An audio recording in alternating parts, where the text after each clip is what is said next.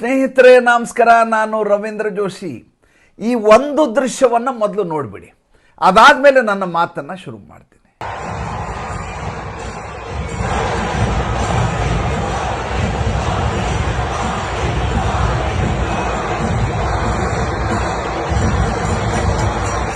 ಸ್ನೇಹಿತರೆ, ಇದು ಮೆಲ್ಬರ್ನ್ನ ಡಾಕ್ಲ್ಯಾಂಡ್ನಲ್ಲಿರುವಂಥ ಮಾರ್ವೆಲ್ ಸ್ಟೇಡಿಯಂನ ಒಂದು ದೃಶ್ಯ. ನರೇಂದ್ರ ಮೋದಿ ಅವರು ಆಸ್ಟ್ರೇಲಿಯಾ ಭೇಟಿಯ ಸಂದರ್ಭದಲ್ಲಿ ಮೆಲ್ಬರ್ನ್ ಮೀಟ್ಸ್ ಮೋದಿ ಅನ್ನುವಂಥ ಒಂದು ಕಾರ್ಯಕ್ರಮದಲ್ಲಿ ಪಾಲ್ಗೊಂಡರು.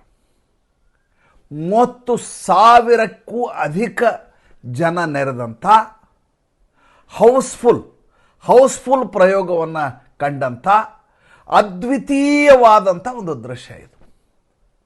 ಒಂದು ಕಡೆ ಆಸ್ಟ್ರೇಲಿಯಾದ ಪ್ರಧಾನಿ ಆದಂಥ ಆಂಟನಿ ಆಲ್ಬನೀಸ್ ಇದ್ದಾರೆ, ಮತ್ತೊಂದು ಕಡೆ ವಿಕ್ಟೋರಿಯಾದ ಪ್ರೀಮಿಯರ್ ಆದಂಥ ಜಸಿಂತಾ ಅಲೆನ್ ಅವರಿದ್ದಾರೆ. ಅವರಿಬ್ಬರ ಸಮ್ಮುಖದಲ್ಲಿ ಭಾರತದ ಪ್ರಧಾನಿಗೆ ಭಾರತದ ಸಮುದಾಯ, ಅನಿವಾಸಿ ಭಾರತೀಯರು ನೀಡಿದಂಥ ಸ್ವಾಗತ ಇದೆಯಲ್ಲ, ಇದು ನಿಜಕ್ಕೂ ನನ್ನ ಕಣ್ಣನ್ನು ತೇವಗೊಳಿಸಿತು, ನನ್ನಲ್ಲಿ ಆನಂದ ಭಾಷ್ಪವನ್ನು ಉಂಟು ಮಾಡ್ತೀವಿ.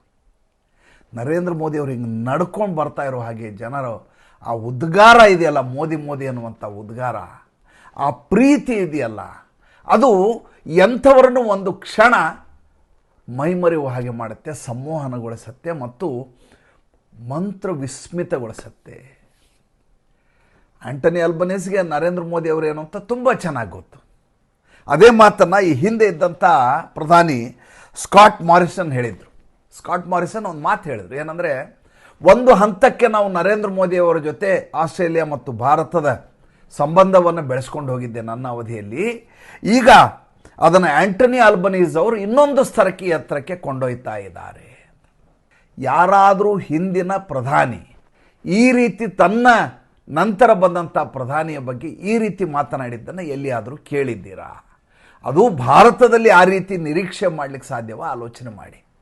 ನಾನಿದ್ದಾಗ ತುಂಬ ಚೆನ್ನಾಗಿ ಸರ್ಕಾರ ನಡೆಸಿದ್ದೆ, ಈಗಿರೋದವರು ಎಲ್ಲ ಸಂಬಂಧ ಹದಗೆಡಿಸ್ತಾ ಇದ್ದಾರೆ, ಈತಂಗೆ ನಡೆಸ್ಲಿಕ್ಕೆ ಬರೋಲ್ಲ ಅಧಿಕಾರ, ಮತ್ತೆ ನನ್ನನ್ನೇ ತಂದು ಕೂರಿಸಿ ಅಂತ ಸ್ವಾರ್ಥ ಲಾಲಸೆಯನ್ನು ಮಾಡುವ ಕುತ್ಸಿತ ಮನಸ್ಥಿತಿಯ ರಾಜಕಾರಣಿಗಳ ಮಧ್ಯೆ ಸ್ಕಾಟ್ ಮಾರಿಸನ್, ಆಸ್ಟ್ರೇಲಿಯಾದ ಮಾಜಿ ಪ್ರಧಾನಿ, ಆದರ್ಶವಾಗಿ ಕಾಣಿಸ್ತಾರೆ ನಮಗೆ.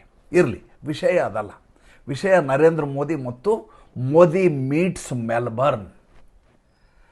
ಮೋದಿ ತನ್ನ ಹಿರಿಮೆಯನ್ನು ತೋರಿಸಲಿಕ್ಕೆ, ತನ್ನ ಗರಿಮೆಯನ್ನು ತೋರಿಸಲಿಕ್ಕೆ ಅಲ್ಲಿಗೆ ಜಸಿಂತಾ ಅಲೆನ್ ಅವ್ರನ್ನೂ ಕರ್ಕೊಂಡು ಹೋಗಿರಲಿಲ್ಲ, ಅಥವಾ ಆಂಟನಿ ಆಲ್ಬನೀಸ್ ಅವ್ರನ್ನೂ ಕರ್ಕೊಂಡು ಹೋಗಿರಲಿಲ್ಲ, ಅಥವಾ ಅವರಿಬ್ಬರು ನರೇಂದ್ರ ಮೋದಿ ಅವ್ರನ್ನ ಆ ಕಾರಣಕ್ಕೆ ಅಲ್ಲಿಗೆ ಕರ್ಕೊಂಡು ಹೋಗಿರಲಿಲ್ಲ, ಅವ್ರದ್ದೇ ದೇಶ ಆಗಿರೋದ್ರಿಂದ.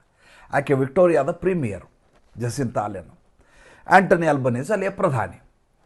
ಮೊಟ್ಟ ಮೊದಲು ನರೇಂದ್ರ ಮೋದಿ ಮಾಡಿದ ಕೆಲಸ ಏನಂದರೆ, ಅವರಿಬ್ಬರಿಗೂ ಗೌರವ ಸೂಚಿಸಲಿಕ್ಕೆ ನೆರೆದಂಥ 30,000ಕ್ಕೂ ಅಧಿಕ ಭಾರತೀಯರಿಗೆ ತಮ್ಮ ಮೊಬೈಲನ್ನು ಎತ್ತಿ ಹಿಡಿದು ಅದರ ಟಾರ್ಚನ್ನು ಆನ್ ಮಾಡುವ ಮೂಲಕ ಅವರನ್ನು ಗೌರವಿಸಿ ಇಬ್ಬರನ್ನು ಅಂತ ಕೇಳ್ಕೊತಾರೆ. आप सब अपने मोबाइल फोन की फ्लैश लाइट बजा के इनको सम्मानित कीजिए. इनके सम्मान में ಇದು ರೀ ನಾಯಕತ್ವ ಅಂದರೆ, ಇದು ಸ್ವಾಮಿ. ತಾನು ಮಾತ್ರವಲ್ಲ, ತನ್ನ ಹಿರಿಮೆಯನ್ನು ಮೆರೆಯುವುದಲ್ಲ, ತನ್ನನ್ನು ಜಗತ್ತು ಹೊಗಳಲಿ ಅಂತ ಭ್ರಮಿಸಿಕೊಳ್ಳುವುದಲ್ಲ, ಜೊತೆಗಿರುವವರನ್ನು ತನ್ನ ಎತ್ತರಕ್ಕೆ ಕರೆದುಕೊಂಡು ಹೋಗುವ ಮತ್ತು ದೇಶದ ಹಿರಿಮೆಯನ್ನು ಕಾಪಾಡುವ ಅದ್ವಿತೀಯವಾದ ಕೆಲಸವನ್ನು ನರೇಂದ್ರ ಮೋದಿ ಮೆಲ್ಬರ್ನ್ನ ಈ ಮಾರ್ವೆಲ್ ಸ್ಟೇಡಿಯಂನಲ್ಲಿ ಮಾಡಿ ತೋರಿಸಿದರು. ಆಸ್ಟ್ರೇಲಿಯಾವನ್ನು ಗೌರವಿಸಿದರು, ಆಸ್ಟ್ರೇಲಿಯಾವನ್ನು ಪ್ರೀತಿಸಿದರು, ಆದರೆ ಭಾರತವನ್ನು ಬಿಟ್ಟುಕೊಡಲಿಲ್ಲ.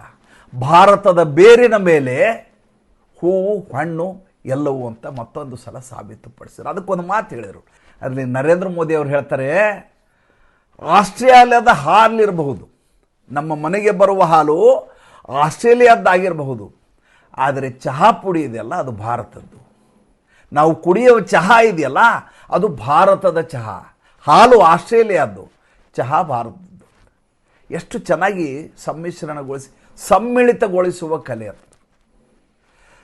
ಕಾಯಿಪಲ್ಯ ತರಕಾರಿ ಆಸ್ಟ್ರೇಲಿಯಾದ್ದು, ಬೇಳೆಕಾಳು ಆಸ್ಟ್ರೇಲಿಯಾದ್ದು, ಆದರೆ ಅದರ ಮೇಲೆ ತಾಜಾ ಮಸಾಲ ಬೀಳುತ್ತಲ್ಲ, ಸಾಂಬಾರ್ ಮಸಾಲ ಅದು ಭಾರತದ್ದು. ಓ ಅಂತ ಇದ್ದಾರೆ ಜನ. ನೋಡಿ ವಿಡಿಯೋದಲ್ಲಿ ಕಾಣ್ತಾ ಇದೆ. ನರೇಂದ್ರ ಮೋದಿ ಅವರು ಆಡುವ ಭಾಷಣ ಇರುತ್ತಲ್ಲ, ಪ್ರತಿ ಬಾರಿಯೂ ಭಿನ್ನ, ಪ್ರತಿ ಬಾರಿಯೂ ಅನನ್ಯ, ಪ್ರತಿ ಬಾರಿಯೂ ಮಂತ್ರಮುಗ್ಧಗೊಳಿಸುವುದು, ಪ್ರತಿ ಬಾರಿಯೂ ಮಾರ್ಮಿಕವಾಗಿರುವುದು, ಪ್ರತಿ ಬಾರಿಯೂ ಅರ್ಥಗರ್ಭಿತವಾದದ್ದು. ನಮ್ಮ ಉಳಿದ ರಾಜಕಾರಣಿಗಳಿದ್ದಾರೆ. ಬೆಂಗಳೂರಲ್ಲಿ ಹೇಳಿದ್ದನ್ನೇ ಮಂಡ್ಯದಲ್ಲಿ ಹೇಳ್ತಾರೆ, ಮಂಡ್ಯದಲ್ಲಿ ಹೇಳಿದ್ದನ್ನೇ ಶ್ರೀರಂಗಪಟ್ಟಣದಲ್ಲಿ ಹೇಳ್ತಾರೆ, ಶ್ರೀರಂಗಪಟ್ಟಣದಲ್ಲಿ ಹೇಳಿದ್ದೆ ಮೈಸೂರಲ್ಲಿ ಹೇಳ್ತಾರೆ, ಮೈಸೂರು ಹೇಳಿದ್ದೆ ಬೀದರ್ದಲ್ಲಿ ಹೇಳ್ತಾರೆ. ಹೊಸ ವಿಷಯ ಗೊತ್ತಿಲ್ಲ, ಆಲೋಚನಾ ಶೈಲಿ ಇಲ್ಲ, ದೇಶವನ್ನು ಮುನ್ನಡೆಸುವಂಥ ಛಾತಿ ಇಲ್ಲ, ದೂರದರ್ಶಿತ್ವ ಇಲ್ಲ. ನರೇಂದ್ರ ಮೋದಿ ಅವರು ಭಾರತದಲ್ಲಿ ಯಾವಾಗ ಇರ್ತಾರೆ, ವಿದೇಶದಲ್ಲೇ ಜಾಸ್ತಿ ಇರ್ತಾರೆ, ಆತ ಅನಿವಾಸಿ ಭಾರತೀಯ ಅಂತ ವಿಪಕ್ಷದವರು ಬಾಯಿಗೆ ಬಂದ ಹಾಗೆ ಮಾತಾಡ್ತಾರೆ. ಆದರೆ ಒಂದು ಸಲ ವಿದೇಶಕ್ಕೆ ಹೋಗಿ ಬಂದ ಮೇಲೆ ಭಾರತ ಮತ್ತು ಆ ದೇಶದ ಜೊತೆ ನಡೆಯುವಂಥ ನಂಟಿದೆಯಲ್ಲ, ತದನಂತರ ನಡೆಯುವಂಥ ವ್ಯಾಪಾರ ವಹಿವಾಟುಗಳಿದಾವಲ್ಲ, ಅವು ದೇಶವನ್ನು ಮೇಲಿನ ಸ್ತರಕ್ಕೆ ಕರ್ಕೊಂಡು ಹೋಗ್ತವೆ. ಇಲ್ಲದೇ ಇದ್ದರೆ 11ನೇ ಸ್ಥಾನದಲ್ಲಿದ್ದಂಥ ಆರ್ಥಿಕತೆ 5ನೇ ಸ್ಥಾನಕ್ಕೆ ಹೇಗೆ ಬಂತು, ದಯವಿಟ್ಟು ನನಗೆ ಹೇಳಿ. ನನ್ನ ಕಣ್ಣು ತೇವಗೊಂಡವು ಅಂತ ಹೇಳಿದೆ, ನನಗೆ ಆನಂದ ಬಾಷ್ಪ ಬಂತು ಅಂತ ಹೇಳಿದೆ.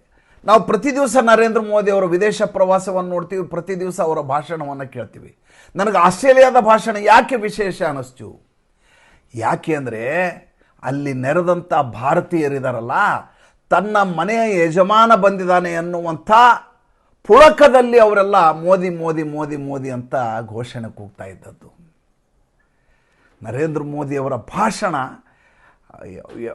ಎಂಥ ಮೋಹಕವಾಗಿತ್ತು ಅಂತಂದರೆ, ಅವರಿಗೆ ಮಾತನಾಡಲಿಕ್ಕೆ ಕೇಳಬೇಕು ಅನ್ನುವಂಥ ಕಾತುರ ಒಂದು ಕಡೆ ಆದರೆ, ಅವರನ್ನು ಇನ್ನೊಂದು ಸಲ ಮೋದಿ ಮೋದಿ ಅಂತ ಕೂಗ್ತಾ ಇನ್ನಷ್ಟು ಪುಳಕಿತಗೊಳಿಸ್ಬೇಕು ಅಂತ ಕಾಯ್ತಾ ಇದ್ದಂಥ ಜನರಾಶಿ. ಇವ್ರು ಯಾರನ್ನೂ ಬಸ್ಸಲ್ಲಿ ಕರ್ಕೊಂಬರಲಿಲ್ಲ. ನಮ್ಮ ಪ್ರಿಯಾಂಕಾ ಖರ್ಗೆ ಹೇಳುವಾಗ ಇವರೆಲ್ಲ RSSನಿಂದ ಬಂದವರಲ್ಲ.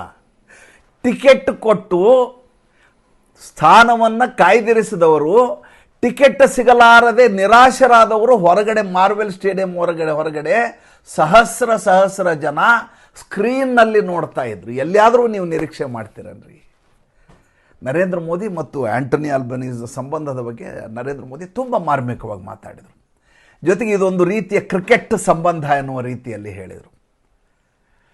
ಜೊತೆಗೆ ಒಂದು ಮಾತನ್ನು ಹೇಳಿದ್ರು, ಆಂಟನಿ ಆಲ್ಬನೀಸ್ ಹೇಳಿದರು, 1+1 2 ಭಾರತದ ವಿಚಾರದಲ್ಲಿ, ಅದಕ್ಕಿಂತ ಹೆಚ್ಚು ಅದು ಅಂತ, ಬಿಯಾಂಡ್ 2 ಅಂತ.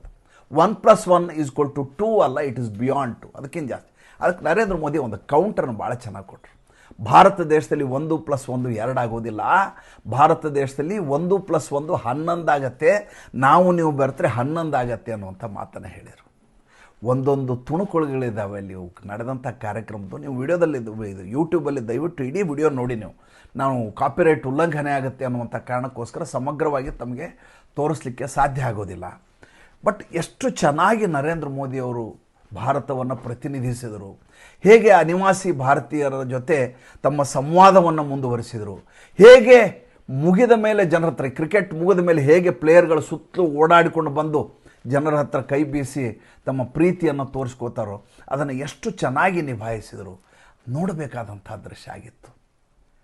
ಹೇಳ್ತಾರೆ ನರೇಂದ್ರ ಮೋದಿಯವರು ಹೇಳ್ತಾರೆ, ನಾನು 2 ಸಲ ಬಂದೆ, ನಾನು ಆಸ್ಟ್ರೇಲಿಯಾಗೆ 2 ಸಲ ಬಂದಾಗಲೂ ಸಿಡ್ನಿನಲ್ಲಿ ಹೋಗಿ ಉಳ್ಕೊಂಡಿದ್ದೆ. ನನಗೆ ಮೆಲ್ಬರ್ನಿಗೆ ಬರಬೇಕು ಅಂತ ಆಸೆ ಇತ್ತು, ಬರಲಿಕ್ಕೆ ಆಗಿರಲಿಲ್ಲ. ಈ ಸಲ ವೈಟ್ ಮಿಲ್ಕ್ ಕಾಫಿ ಕುಡಿಲಿಕ್ಕೆ ನಾನು ನಿಮ್ಮ ಜೊತೆ ಬಂದಿದ್ದೇನೆ ಅಂತ. ಅಲ್ಲಿ ಭಾಳ ಪ್ರಖ್ಯಾತವಾದಂಥ ಕಾಫಿ ಅದು, ಅದನ್ನು ಕುಡಿಯಲಿಕ್ಕೆ ಬಂದಿದ್ದೇನೆ. ಅಂದರೆ ಅಲ್ಲಿಯ ಸಂಸ್ಕೃತಿ, ಅಲ್ಲಿಯ ಹವ್ಯಾಸಗಳು, ಆಹಾರ ವಿಹಾರ ಎಲ್ಲವನ್ನು ಅರಿತಾಗ ಮಾತ್ರ ಈ ರೀತಿಯಾದಂಥ ಭಾಷಣವನ್ನು ಮಾಡಲಿಕ್ಕೆ ಒಬ್ಬ ವ್ಯಕ್ತಿಗೆ ಸಾಧ್ಯ ಆಗುತ್ತೆ. इस बार मेलबर्न वालों के साथ फ्लैट वाइट कॉफी पीता हूं. ನಿತ್ಯ ಒಂದೊಂದು ದೇಶಕ್ಕೆ ಹೋಗುವ, ನಿತ್ಯ ಬೇರೆ ಬೇರೆ ಪ್ರದೇಶದಲ್ಲಿ ಓಡಾಡುವ, ಪ್ರತಿ ದಿವಸ ಭೌಗೋಳಿಕವಾಗಿ ತನ್ನಂಥ ಸಂಚಾರಿಯನ್ನಾಗಿ ಕಾಣುವಂಥ ನರೇಂದ್ರ ಮೋದಿಗೆ ಈ ಸ್ಥಿತಪ್ರಜ್ಞೆ ಇದೆ. ಮತ್ತು ಆಯಾ ಸಂದರ್ಭಕ್ಕೆ ಸಕಾಲಿಕವಾಗಿ ಹೇಗೆ ಅದನ್ನು ಬಿಂಬಿಸಬೇಕು ಅನ್ನೋದು ತುಂಬ ಚೆನ್ನಾಗಿ. ಒಬ್ಬ ದೇಶದ ಪ್ರಧಾನಿ ಇರುವ ಕೆಲಸ ಏನಪ್ಪ ಅಂತಂದರೆ, ದೇಶವನ್ನು ಮುನ್ನಡೆಸುವ ಜೊತೆಗೆ ವೈಶ್ವಿಕ ಮಟ್ಟದಲ್ಲಿ ದೇಶವನ್ನು ಹೇಗೆ ತೋರ್ಪಡಿಸಬೇಕು, ಅದಕ್ಕೆ ಯಾವ ಸ್ತರವನ್ನು ಒದಗಿಸಬೇಕು ಅನ್ನೋದು ಭಾಳ ಮುಖ್ಯ ಆಗುತ್ತೆ. ಮುಂಚೆ ಜವಾಹರ್ಲಾಲ್ ನೆಹರು ಅವರು ಪ್ರಧಾನಿ ಆಗುವಾಗ ಒಂದು ಮಾತು ಹೇಳಿದ್ರಂತೆ, ಬೇರೆ ಯಾರು ಸರ್ದಾರ್ ವಲ್ಲಭಭಾಯಿ ಪಟೇಲ್ ಆಗ್ತಾರೆ, ಅವ್ರು ಆಗ್ತಾರೆ ಅಂದಾಗ ತುಂಬ ಚೆನ್ನಾಗಿ ಇಂಗ್ಲೀಷ್ ಬರ್ತಾ ಇರಬೇಕು, ಅವ್ರಿಗೆ ವಿದೇಶಿ ಸಂಸ್ಕೃತಿ ಅರಿವಿರಬೇಕು, ಲೈಫ್ ಸ್ಟೈಲ್ ಗೊತ್ತಿರಬೇಕು, ಎಟಿಕಸಿ ಗೊತ್ತಿರಬೇಕು ಅಂತೆಲ್ಲ ಮಾತಾಡ್ತಾಯಿದ್ರು. ಅಂದರೆ ಅವರ ಪಾಶ್ಚಾತ್ಯ ಶೈಲಿಯಲ್ಲಿ ನಾವು ಬದುಕುವ ಪರಿ ಗೊತ್ತಿದ್ದರೆ ಭಾರತ ದೇಶದ ಪ್ರಧಾನಿ ಆಗಬಹುದು ಎನ್ನುವಂಥ ಆಲೋಚನಾ ಶೈಲಿಯ ಭಾರತ ದೇಶ ಇವತ್ತು ನಮ್ಮ ಆಹಾರ, ನಮ್ಮ ವಿಹಾರ, ನಮ್ಮ ತೊಡುಗೆ, ನಮ್ಮ ವಿಚಾರ ಅದನ್ನು ಜಾಗತಿಕ ಮಟ್ಟದಲ್ಲಿ ಬಿಂಬಿಸುವ ಮತ್ತು ಅದರ ಬಗ್ಗೆ ಹೆಮ್ಮೆ ಪಡುವಂಥ ಪ್ರಧಾನಿ ಇವತ್ತು ನಮ್ಗೆ ದೊರಕಿದಾರಲ್ಲ. 12 ವರ್ಷದಲ್ಲಿ ಏನು ಮಾಡಿದ್ರಿ ಅಂತ ಯಾರಾದರೂ ಕೇಳಿದರೆ ಇದು ಒಂದು ಹೇಳಿದರೆ ಸಾಕಲ್ವಾ? ಇದಕ್ಕಿಂತ ಜಾಸ್ತಿ ಇನ್ನೇನು ಹೇಳಬೇಕು ನೋಡಿ, ಹೇಳಿ. ನರೇಂದ್ರ ಮೋದಿ ಯಾಕೆ ಸಣ್ಣ ಸಣ್ಣ ಕುತ್ಸಿತ ನೀಚ ಮನಸ್ಥಿತಿಯ ವಿಪಕ್ಷದವ್ರ ಬಗ್ಗೆ ಯಾಕೆ ಮಾತಾಡೋದಿಲ್ಲ ಅಂದರೆ ಈ ಕಾರಣಕ್ಕೆ. ಏಕೆಂದರೆ ಆತ ಜಗತ್ತನ್ನು ನೋಡಿದ್ದಾರೆ. ಅಂಥ ಪ್ರಧಾನಿ ನಮಗೆ ದೊರೆತಿದ್ದಾರೆ. ಅದಕ್ಕಿಂತ ಸೌಭಾಗ್ಯ ಇನ್ನೇನಿದೆ ಸ್ವಾಮಿ. ನಮಸ್ಕಾರ.